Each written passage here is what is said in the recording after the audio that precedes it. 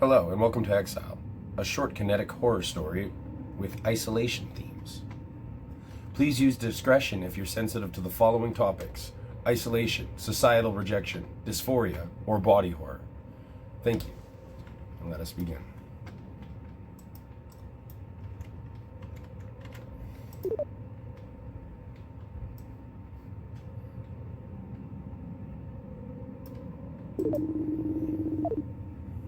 Log entry 1, 2092-1010 terminal A.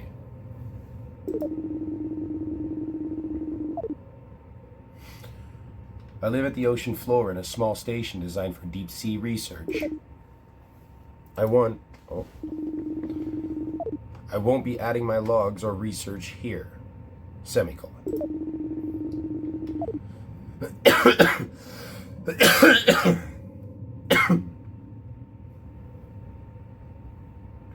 I'm intending this as more of a personal notation. Honestly, it's not much of a research station. It's barely the size of an apartment, but it keeps me protected in these depths.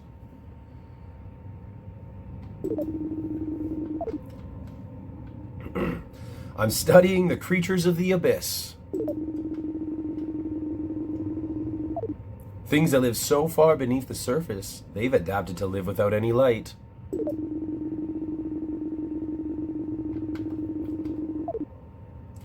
Anything that hasn't evolved past the use of light entirely tends to scatter away from me if I have even the smallest beacon. Makes sense.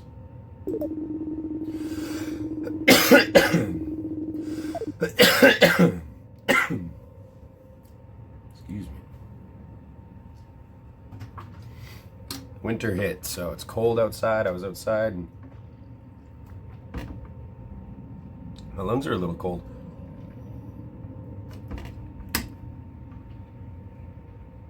Oh, I had to shovel my walkway. Okay.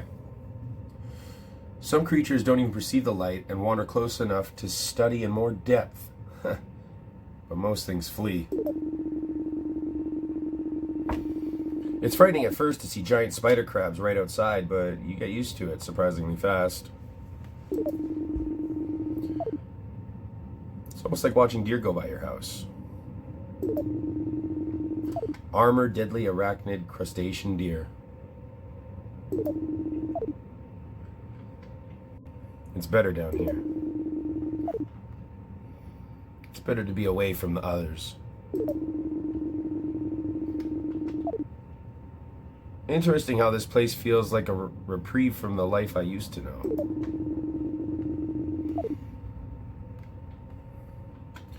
I'm sure a few of them would feel the same way, if anyone at all.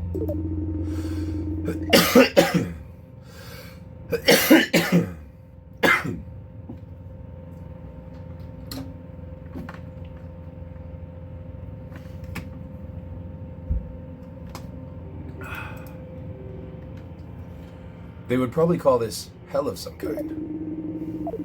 Maybe that's why they sent me here. Works well enough for me. And log. Log entry 2, 2092-1012, terminal A. I'm guessing that's the date.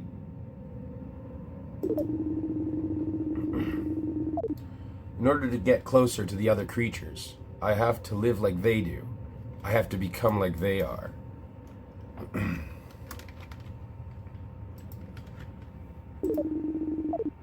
No visible spectrum of light. I am also on a spectrum. True, there's some bioluminescence, but most instances are snares. Something interesting to catch the eye. But if you see the whole creature, you can plainly see the danger. Some use entirely separate forms of perception, though. Many use sound or tactile senses, perceiving motion and pressure.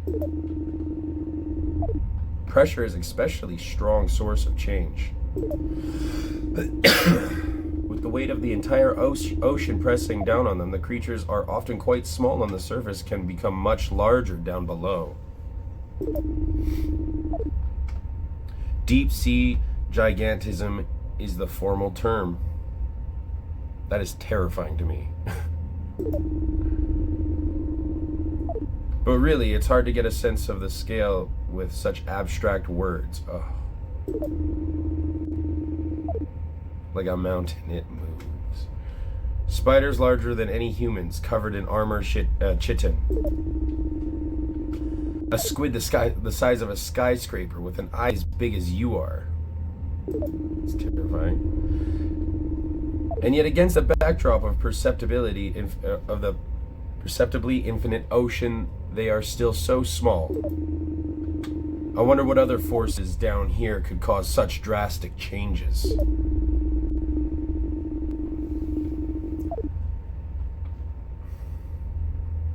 With the station light on, it looks almost like a building on dry ground, without a star or moon in the sky.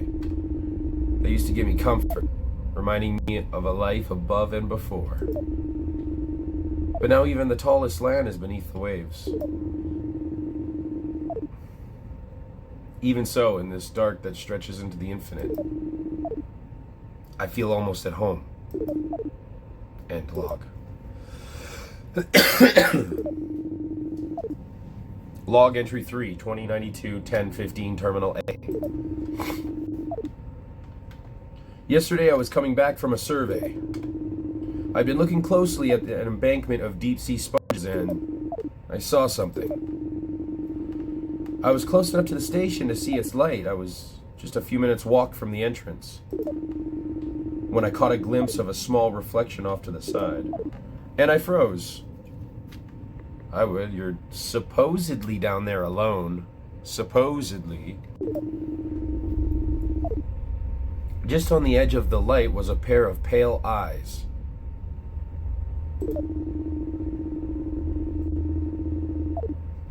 The light wasn't bright enough to illuminate the rest of it, but I could clearly see them gleaming. And they could see me. Whatever it was, it stared at me. Unwavering, unblinking, and unafraid of the light.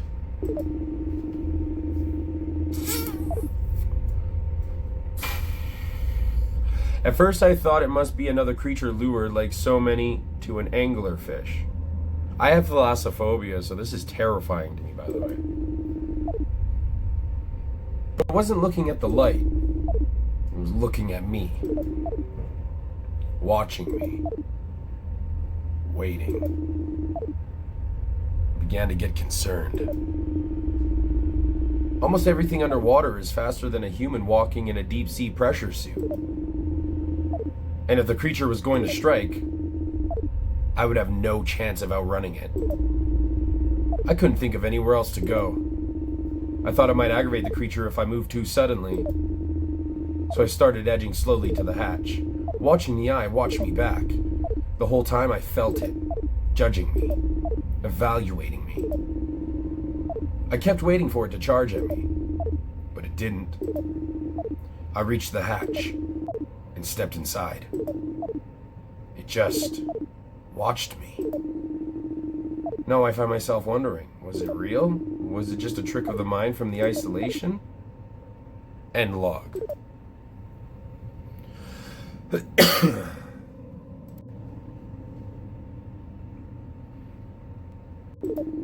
Log entry 4, 2092-10-16, Terminal A. This is unbelievable. Okay. I saw the creature again while I was working in the station. She came for a visit, slowly approaching the observation window. I saw she had a face, arms, fins, scales.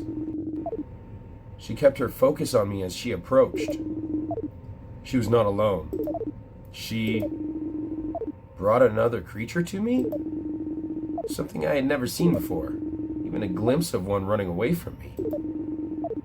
A creature like a snake, but with fronds like an anemone, fins, and a tentacle on either side. It seemed to follow her, sometimes hesitant, but never backing away. I trusted her. It trusted her. And she brought it to the station, right outside the observation window. I didn't understand it at first, but I think she was helping me. She knew I wanted to learn and not to hunt. See, she seemed like she was playing with the creature. As she started to lead the creature away, she came up to one of the exterior lights and almost casually snapped it off the wall. I noticed then that her webbed hand had claws, her mouth fangs. She held the light in her hands, looking directly at me, and crushed it easily. Her message was clear. These walls do not protect me from her. Is she just toying with me? Or does she have some other intent?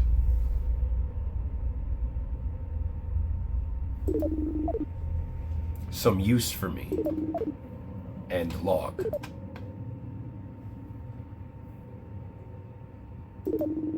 Log entry 5, 2092-10-18, terminal A.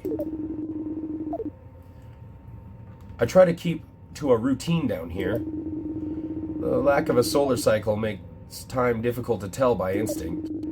So I use a schedule with regular pattern to mimic the surface as much as possible. I like to plan out some time at the end of my day to relax and read.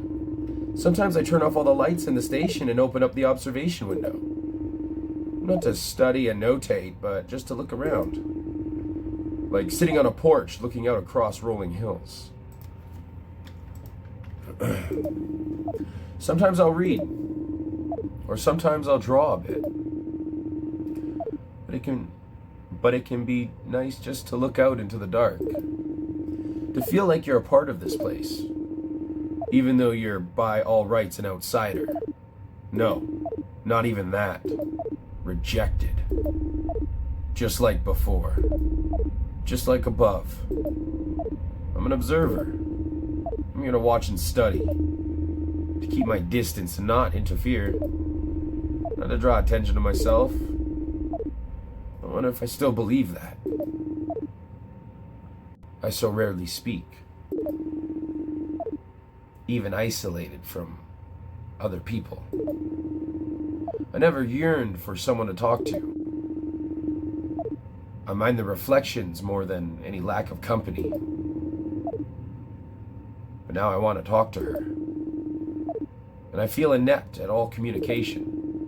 I'm defunct and deficient. I had enough trouble talking with other people. How would I even start?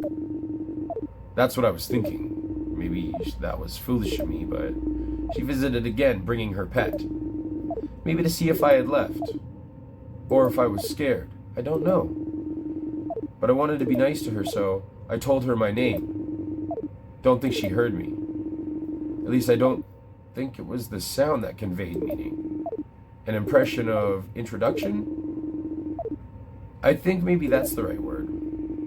How do you mentally impression in words without defiling it in some way?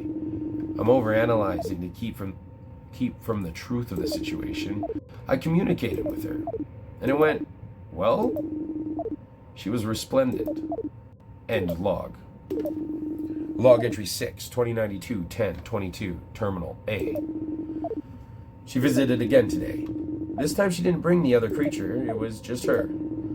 She slowly approached the window and then slowly sank into the sandy floor, casually, and looked in at me and didn't move, except with some small drift from the water. At first I didn't move. I still wasn't sure what to think about all this, but I was curious. I walked slowly to the window and sat down on the floor of the station. Our eyes met, and for the longest time, we just looked at each other. I found myself wondering what she must think of me.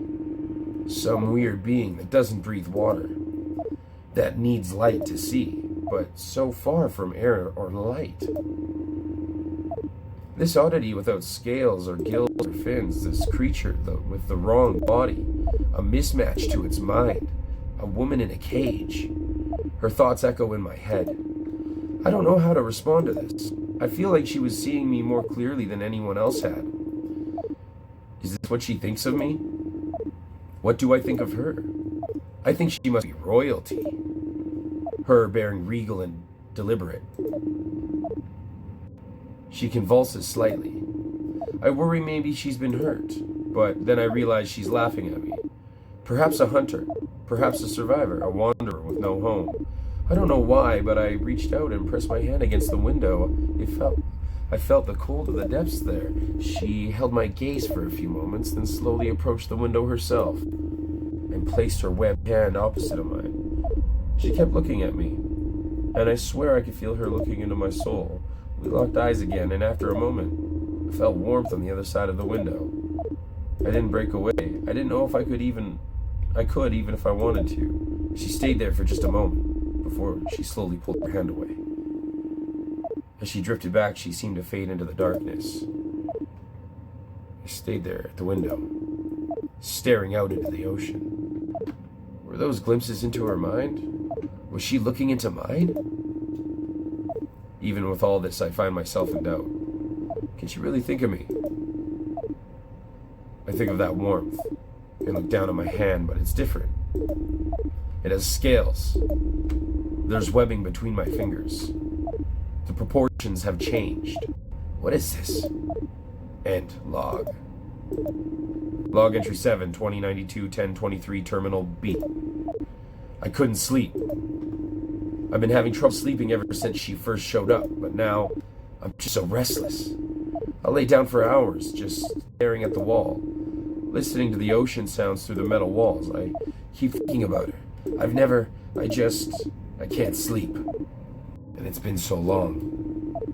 And I don't even care. End log. Log entry 8, 2092, 1026, terminal B, speech to text. I've been laying in front of the window for a while now. I just want to see her again. I don't want to miss her if she came by. I sat there and waited. I don't know how long. I lay down on my side and just looked out for hours, or years, or days, or seconds. Who can say? I glanced at my hand every so often, but I don't linger for long before returning my gaze to the window. So tired, but it doesn't matter. Sleep itself has abandoned me. End log. Log entry 9, 2092, 1026, terminal B.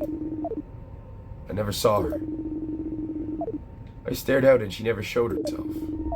But I heard her sing. I heard her slow, mournful, echoing through the deep. Why wasn't she closer? Was she embarrassed? That sounds unlike her. Maybe she would shatter the window if she were closer. Maybe she just didn't want to see me. Maybe she just didn't want me to see her. It's not like I have a choice in that. Maybe I should just follow her.